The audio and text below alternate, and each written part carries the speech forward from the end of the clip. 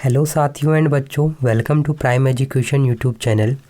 उम्मीद करते हैं आप सब जो है बढ़िया होंगे और स्वस्थ होंगे। आज के इस वीडियो में हम प्रतिभा पर्व 2021-22 जो आपका 17 जनवरी से लेके 24 जनवरी के बीच होने वाला है, उस पे जो है आधारित एक मॉडल पेपर को देखेंगे कि आपके जो मॉडल पेपर किस तरीके से होने वाला है और आपके जो पेपर है उसमें कौन कौन से जो है इम्पोर्टेंट क्वेश्चन है, कौन कौन से जो इम्पोर्टेंट स्व आकलन से क्वेश्चन आ सकते हैं, उन सभी को देखेंगे। इसमें जो विषय विज्ञान कक्षा 8वीं के जो हम पेपर को देखेंगे। तो चलिए वीडियो स्टार्ट करते हैं। अगर वीडियो स्टार्ट करने के पहले अगर आपने चैनल को सब्सक्राइब नहीं किया है तो चैनल को सब्सक्राइब जरूर कर लें और साथ में बेल आइकन जरूर प्रेस कर लें। तो चलिए देखते हैं। स्व आकलन, रिक्त स्थानों की पूर्ति कीजिए।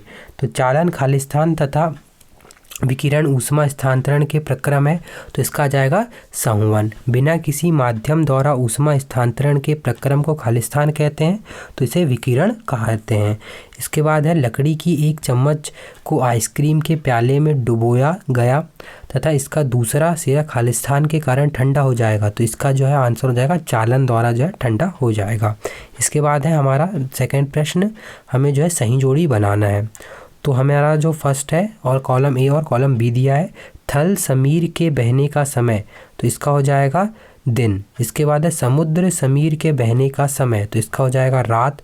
ठोसों में ऊष्मा स्थानांतरण का प्रक्रम, तो इसका हो जाएगा चालन।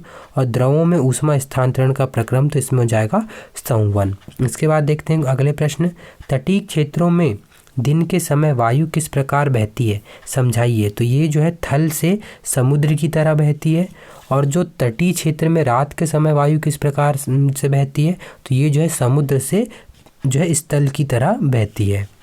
इसके बाद देखते हैं अगला, निम्न कथनों में आगे सत्य एवं असत्य हमें लिखना है।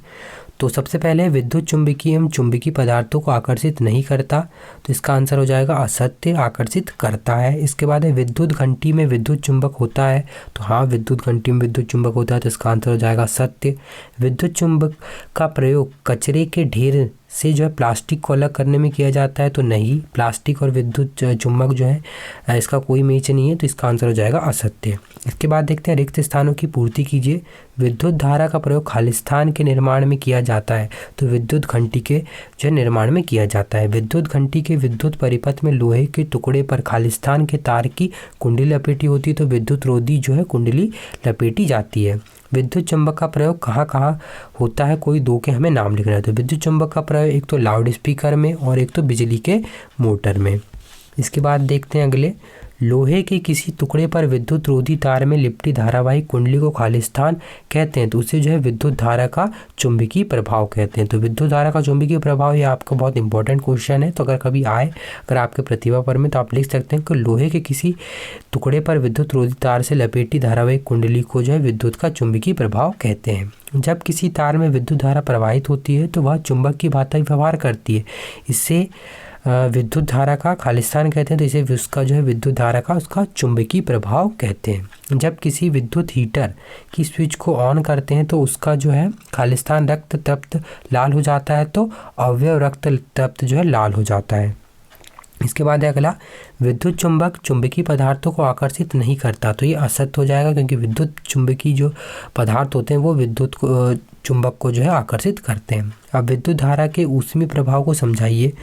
तो जब किसी तार से कोई विद्युत धारा प्रवाहित होती है तो वह तप्त हो जाती है, इसे ही विद्युत धारा का ऊष्मीय प्रभाव कहते हैं। इसके बाद देखते हैं बच्चों आगे, स्वकलन, रिक्त स्थानों की पूर्ति करना है हमें। तो यहाँ दिया है ग्लूसरॉल दिया है, ऑक्सीजन की उपस्थिति में, तो क्या हो जाएगा कार्बन डाइऑक्साइड हो जाएगा प्लस जल प्लस ऊर्जा हो जाएगा। ये आपकी जो है रिएक्शन है, इसमें आपको फिल करना है। इसके बाद है ग्लूकोज हो जाएगा ऑक्सीजन की अनुपस्थिति में, alcohol plus carbon dioxide plus ऊर्जा हो जाएगा। उपरोक्त शब्द समीकरण है, तो अवयवी जो है इसका शोषण को दर्शाता है। इसके बाद है प्रकाश संश्लेषण में पादप वायुमंडल में खालिस्तान लेते हैं तथा खालिस्तान का उत्पादन करते हैं, तो जो है ऑक्सीजन लेते हैं तथा कार्बन डाइऑक्साइड का जो है उत्पादन करते हैं। प्रकाश संश्लेषण के प्रक्रम में जिस वर्णक द्वारा और ऊर्जा संग्रहित की जाती है उसे खालिस्तान कहते हैं, तो उसे क्लोरोफिल कहा जाता है। स्टार्च भी एक प्रकार का खालिस्तान है, तो स्टार्च भी एक प्रकार का कार्बोहाइड्रेट है। इसके बाद देखते हैं प्रकाश संश्लेषण क्रिया के लिए महत्वपूर्ण कारक कौन से हैं। तो प्रकाश संश्लेषण क्रिया के लिए जो प्रकाश और सूर्य का प्रकाश जो है महत्वपूर्ण कारक है। मानव श्वसन क्रिया में कौन सी गैस ग्रहण करते हैं? तो मानव श्वसन क्रिया में ऑक्सीजन गैस ग्रहण करते हैं। मानव शरीर में अवयवी श्वसन क्रिया कब होती है? तो वायु की अनुपस्थिति में अवयवी श्वसन की क्रिया होती है। व्यायाम करते समय अवयवी जो है श्वसन की क्रिया होती है। तो व्यायाम करते समय जो है अवयवी जो श्वसन है उसकी क्रिया होती है। अब देखते हैं आगे, रिक्त स्थानों की हमें पूर्ति करना है। किसी वस्तु द्वारा एकांक समय में तय की गई दूरी को हम उस वस्तु की क्या कहते हैं? तो उस वस्तु की हम उसे चाल कहते हैं। कान के किसी 1 मीटर के कोने पर किलोमीटर अपॉन हावर लिखा है। इस मीटर को खालिस्तान कहते हैं, तो इसे जो है स्पीडोमीटर कहा जाता है। ऑडोमीटर के द्वारा खालिस्तान नापी जाती है, तो इसे के द्वारा जो है पारा नापा जाता है। समय की माप से जो तात्पर्य क्या है? तो काल अंतराल की माप से है। आवर्ती गति का उदाहरण है, तो सरल लोलक जो है आवर्ती गति का एक उदाहरण है। इसके बाद देखते हैं निम्नलिखित में से कौन सा संबंध सही है? तो चाल बराबर दूरी गुणा समय, चाल बराबर समय अपॉन दूरी, या चाल बराबर दूरी अपॉन समय, या चाल बराबर 1 अपॉन दूरी गुणा समय। तो इसका सही हो जाएगा कि चाल बराबर दूरी अपॉन समय। चाल का मूल मात्रक है तो किलोमीटर पर आवर। इसके बाद है आवर्तकाल की गणना का सूत्र। सरल लोलक का आवर्तकाल है लिया गया समय बटे दोलकों की संख्या। इसके बाद है सरल लोलक का जो है नामांकित चित्र बनाना है, तो आप जो है अपनी अभ्यास पुस्तिका में जो देख के सरल लोलक का यहाँ जो है आप नामांकित चित्र बना सकते हैं। इसके बाद देखते हैं अगला, रिक्त स्थानों की हमें पूर्ति करना है। सजीवों द्वारा कोशिकाओं में निर्मित होने वाले अपशिष्ट पदार्थों को बाहर निकालने के प्रक्रम को क्या कहते हैं? तो उसे उत्सर्जन कहते हैं। वृक्क अपशिष्ट पदार्थों को द्रव रूप में बाहर निकालते हैं, जिस पर खालिस्तान कहते हैं, तो उसे भी जो है उत्सर्जन कहा जाता है। हृदय में रक्त का शरीर के सभी अंगों में परिवहन खालिस्तान के द्वारा होता है, तो वो जो है धमनियों द्वारा होता है। इसके बाद है मूत्र में जो है खालिस्तान % इतना और खालिस्तान % जो है यूरिया 2.5% और अन्य अपशिष्ट जो उत्पाद होते हैं, तो यहाँ जो है इसमें आपका जल हो जाएगा। इसके बाद 95% यूरिया, आपका 95% जल, आपका 2.5% यूरिया, और जो है आपका जो है ये 25% आपका उत्पाद हो जाएगा। इसके बाद है परिसंचरण तंत्र में खालिस्तान और खालिस्तान होती है, तो परिसंचरण तंत्र में हृदय और रक्तवाहिनियाँ होती हैं। इसके बाद आपको जो है आपकी अभ्यास पुस्तिका से देख के जो है परिसंचरण तंत्र का आपको जो यहाँ डायग्राम आपको बना लेना है। इसके बाद देखते हैं आगे, स्वाकलन। वस्तुओं की गति को उनके दूरी समय ग्राफ द्वारा चित्रात्मक रूप में प्रयुक्त किया जाता है, तो इसका आंसर हो जाएगा सत्य। नियत चाल से गति करने वाली वस्तु का दूरी समय ग्राफ एक सरल रेखा नहीं होता, तो नहीं, एक सरल रेखा होता है, तो इसका हो जाएगा असत्य। इसके बाद है ग्राफ पेपर पर एक्स तथा वाई अक्ष एक दूसरे कैसे होते हैं? तो एक दूसरे के लंबवत होते हैं। दूरी समय ग्राफ के लिए ग्राफ पेपर पर समय तथा दूरी को निरूपित करने के लिए खालिस्तान का निर्धारण करना होता है, तो आपको जो है मान होते हैं उनके समुच्चय का जो है निर्धारण करना होता है। इसके बाद है अगला प्रश्न, ग्राफ पेपर पर क्षैतिज रेखा को खालिस्तान कहते हैं, तो जो ग्राफ पेपर पर क्षैतिज रेखा है उसे एक्स अक्ष कहते हैं, और ग्राफ पेपर पर ऊर्ध्वाधर रेखा को जो है वाई अक्ष कहा जाता है। इसके बाद है दूरी समय ग्राफ में एक्स अक्ष की अनुदिश खालिस्तान तथा वाई अक्ष के अनुदिश खालिस्तान को दर्शाया जाता है, तो एक्स अक्ष के अनुदिश जो है ओ एक्स को दर्शाया जाता है और वाई अक्ष के अनुदिश जो है ओ वाई को दर्शाया जाता है।